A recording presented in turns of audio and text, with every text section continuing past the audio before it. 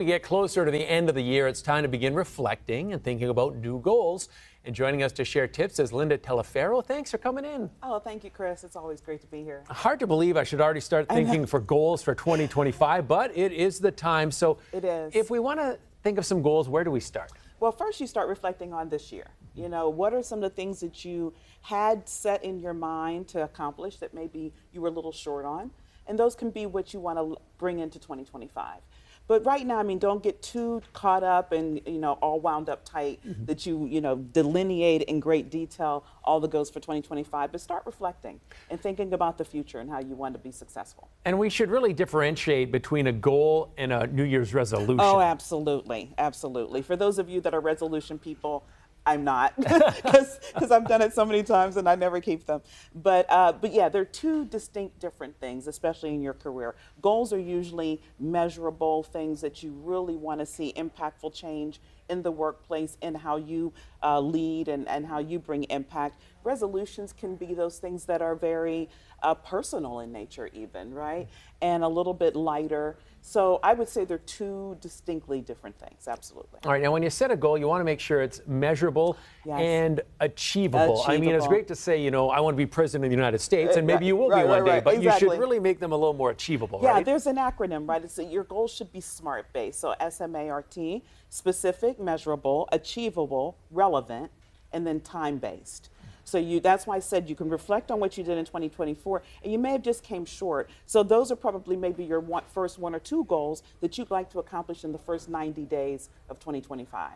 And then the rest of the maybe 3 to 5 on the list are the other goals. But yes, definitely that acronym, if you keep that in mind and follow that setting your goals, I think you'll really be excited about what you put before you.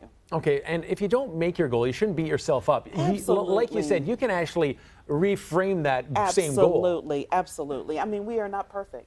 I mean, perfectionism's not your friend. Some of us try to attain that, but it really isn't your friend. So yes, don't beat yourself up if you don't completely nail that goal, because you've got next year, right? You've got 2025 ahead of you to reframe it. I love how you put that, and then go after it again. We all like rewards and a little, carrot once in a while dangle in front of us. How important is it to kind of reward yourself as you go along the process of reaching your goal? I'm so glad you asked that. I am a high proponent of doing that. I treat myself, even if it's just a cheat day on something I know I shouldn't eat, and I'm going to eat it because because I hit that home run in that particular goal. So yes, I think it's extremely important to reward yourself, to give yourself credit, to pat yourself on your back, right? Really recognize your strengths and your worths. So absolutely reward yourself. And as we said, yourself, right? Don't look to someone else to do that. Sometimes you get the attaboys, sometimes you get good job, sometimes you don't. I used to tell my clients, everybody's not always going around having a parade for you. Doesn't necessarily always happen, right? But that does not mean that what you did at that particular time in that role in that period of time was not beneficial. So when you can definitely look and say, hey, I did that well, I brought my best self, so now let me go out and treat myself. Absolutely reward. I think it's everything. All right, sometimes getting started is the hardest thing for people. So if you could recommend how to get started, what would you say? I mean, the first thing, like we just talked about, is reflect on this year. You've had goals for this year, so reflect on those. What did you miss? Let's bring those into 2025. Then I would say, where do you see yourself? Is there an aspiration that you have?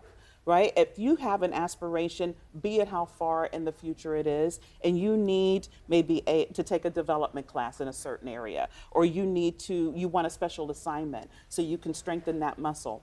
That's how you start thinking about, what are my goals for the future? I have my eyes set on that aspiration. There's 2 or 3 areas I'm weak in. Let me fine tune those. Or there's an area I think I'm really good in that I want to really show everyone that I am, so they can think of me for that, what I see for myself. That's how I help my clients get started when they're setting those goals. How important is it to maybe consult with somebody else when setting your own goals? Maybe ask them for some input, what they think you could improve on. Absolutely, Chris. I think feedback is powerful. I love the tool. People don't think of feedback as being a tool that benefits them because sometimes it can be critical in nature. But it is extremely valuable to bounce your ideas off of someone else. It's great to see how people see you, how they perceive you.